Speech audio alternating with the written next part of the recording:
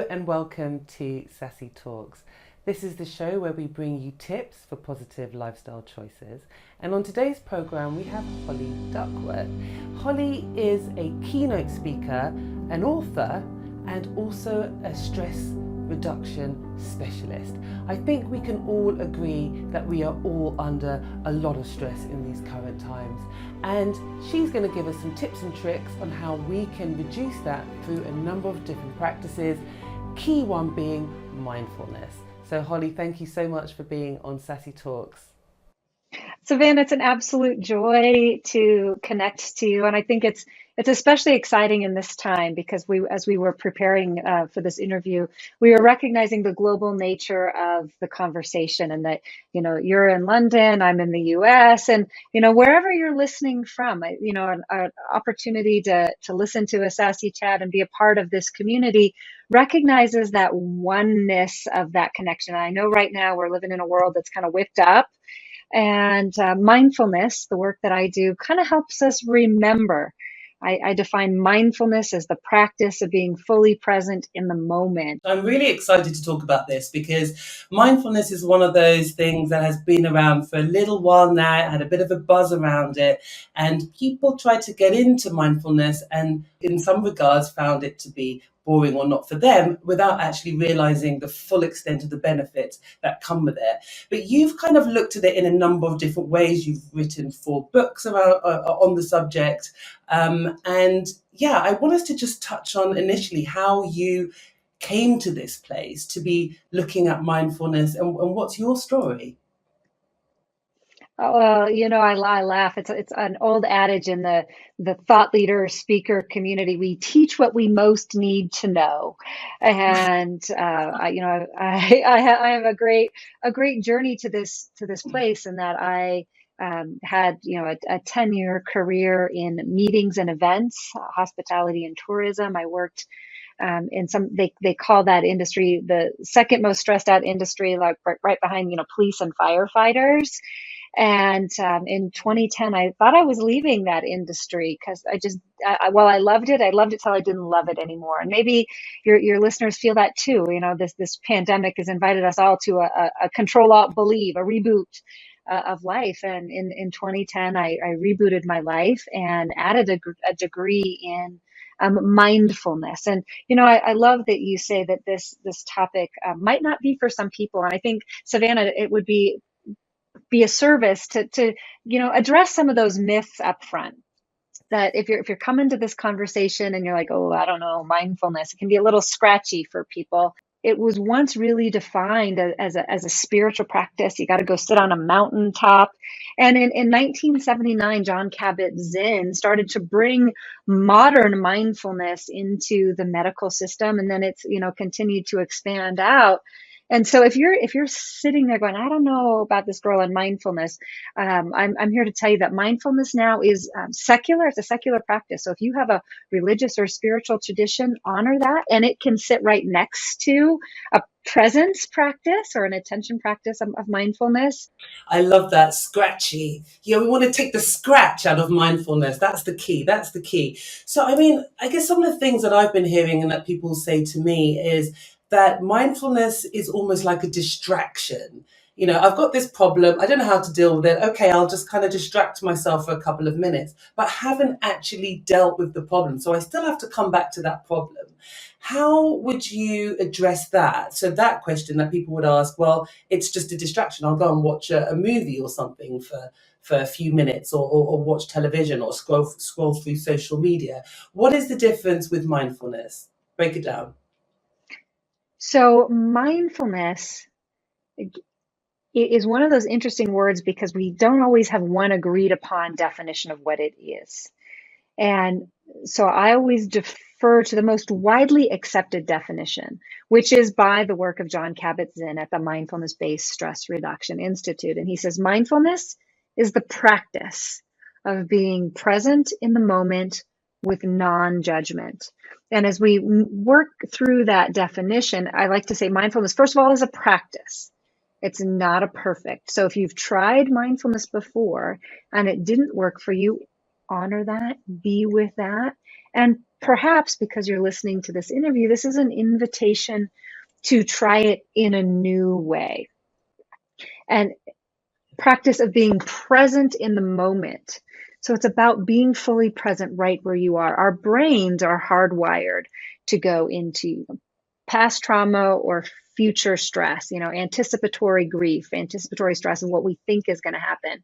A mindful person isn't necessarily about emptying your mind. That's a little bit of a misnomer, but it's about building that muscle in your brain that allows you to continue to bring your focus back to the present, back to the present, back to the present. So quite frankly, Savahna, if watching a movie is an activity that you can do for stress reduction, and especially again, with so much happening personally and professionally, take that hour and a half or 2 hours and just allow yourself to be fully present with that popcorn, the screen, the experience. And yeah, then go back to the personal or family obligations. But I think you'll find if you're fully present in that experience, you're going to go back out into the world feeling more refreshed. And while movie watching isn't one of my 7 practices to be a mindful leader, I say, mindfulness is without judgment. That's the third piece. Got you. I think actually there's a lot to it, isn't there? Because with movies or watching a movie or doing some other thing, you will apply that judgment to it. As you said, you walk out on stage. But the idea is that with mindfulness, it's doing something else. It's working something else within the brain and the fascinating area around neuroplasticity, which plays a big part in it, right? Absolutely. So many people, they go to the gym and they're working out their body. Mindfulness is the practice of working out your brain. And the more people practice this, the more they're rewiring those neural pathways for a sense of being fully present, which reduces stress and allows you to have more success. Many people come to a mindfulness practice with some sense of spirituality, or they may come to it with no spirituality whatsoever. And then by doing the practices, being in the stillness, in the silence, in the movement, if they choose to do a walking mindful practice, by starting to interact more with themselves, they may discover a sense of energetic or spirituality within them, but it doesn't have to be that way.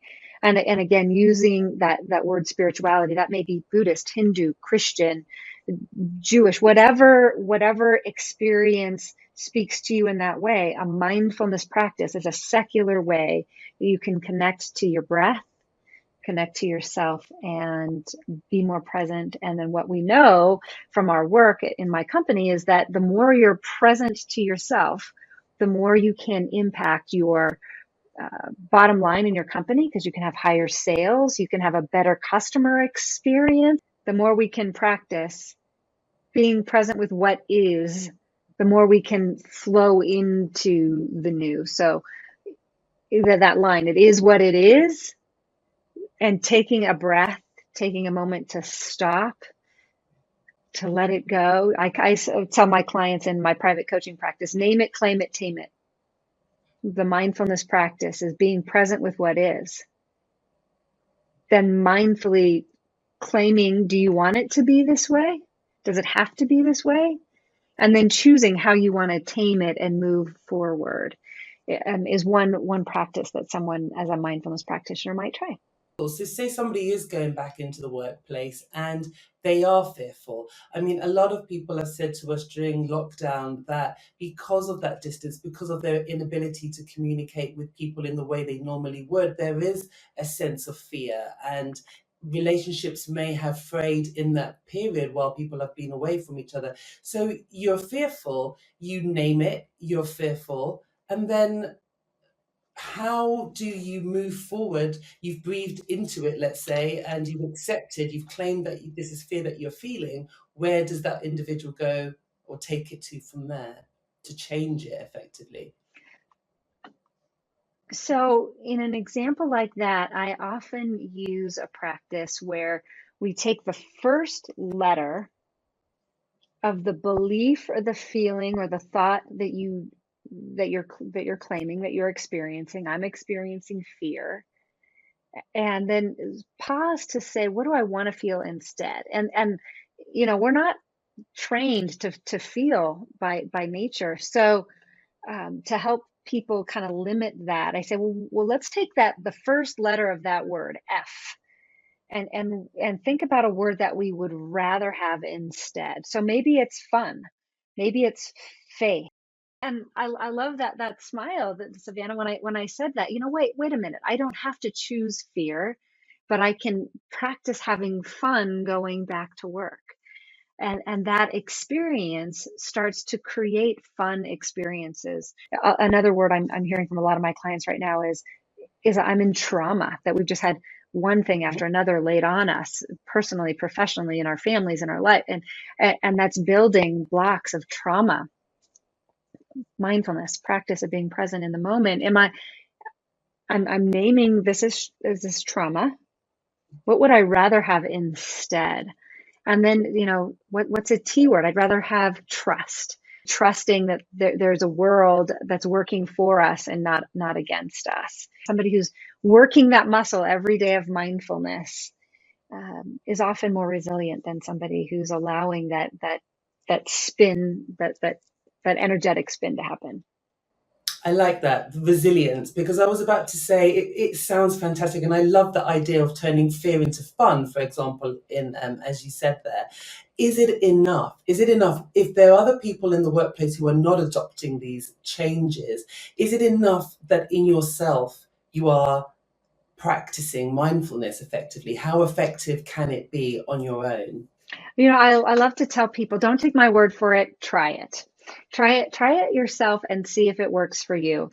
And what I know, having founded the American Mindfulness Association, worked through my company, Leadership Solutions International, is organizations around the world are adopting mindfulness as a secular and neuroscience-based practice in their companies. And it's companies that you've probably heard of, but never realized this was part of the work that they do.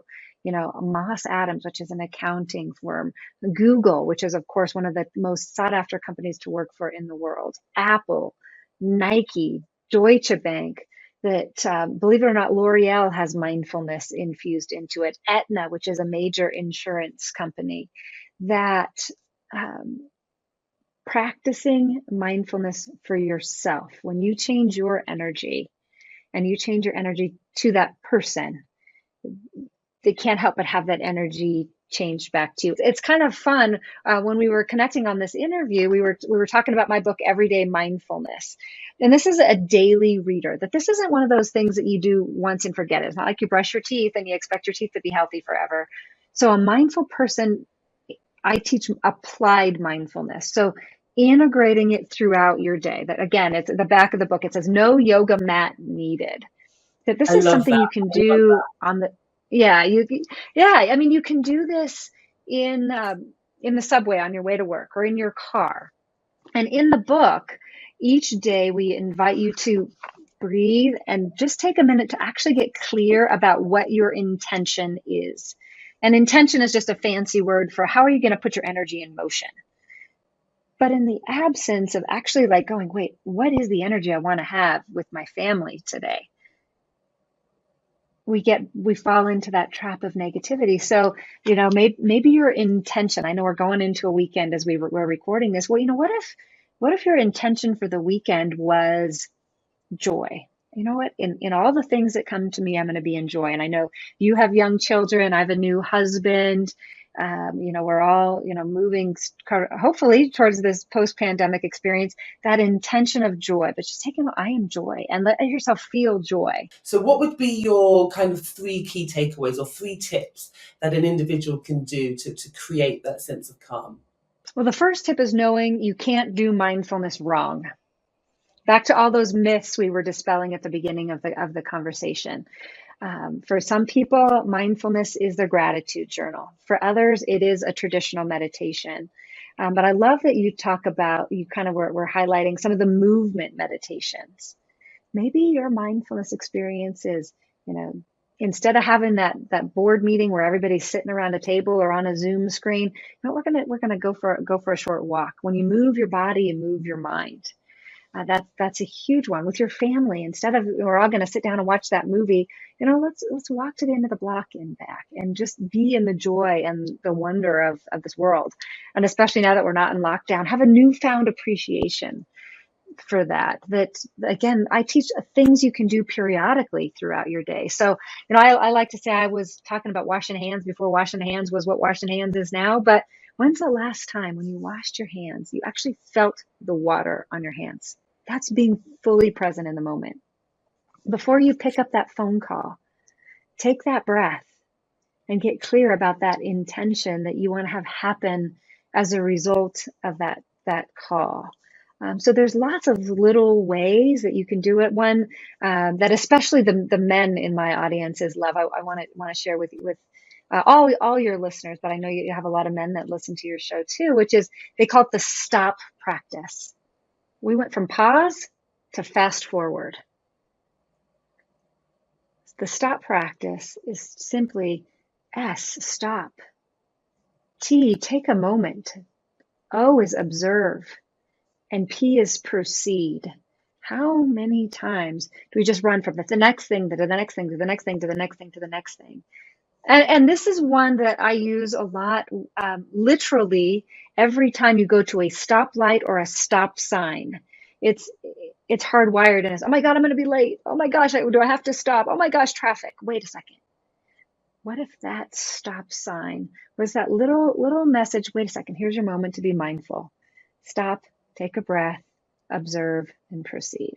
I like it. I like it. We could do that. We can squeeze that into our day to day. How much time do you think you need to spend a day actually being mindful in motion? How much time would you need to spend? Is it just first thing in the morning or as often as you can throughout the day? How many times would you say, or how many minutes would you need to spend in order for it to be really effective?